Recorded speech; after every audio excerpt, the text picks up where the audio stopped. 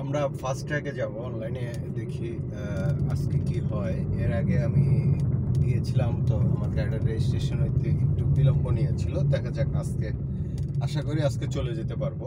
Online হয়ে গেছে, কারণ মাঝে একবার মেঘনা সেতু পার হয়েছিলাম।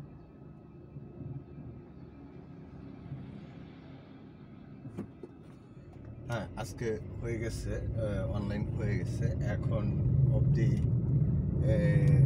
মেঘনা ব্রিজ, আশাপাশি সব, খালি যাত্রাবাড়ি ফ্লাইওভারটা বাদে সবগুলো ব্রিজেরই অনলাইন সিস্টেম করে ফেলেছি।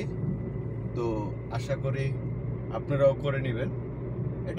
এটা ঝামেলা হ্যারাসমেন্ট ফ্রি, মানে আপনার মানে ভাঙতি টাকা বা আপনার টাকা পয়সার কোনো লেনদেন করতে হলো না। ইনস্ট্যান্ট আপনি আপনার অ্যাকাউন্টে অ্যাকাউন্টে টাকা থাকবে, আপনি ওইখানে গাড়িটা রেজিস্ট্রেশন করে নেবেন, ওইখানে থেকে টাকাটা অটো কেটে নেবে। সো এখন আর টাকা পয়সার ক্যাশ ক্যারি করা এখন বেশি একটা প্রয়োজন মনে হয় না।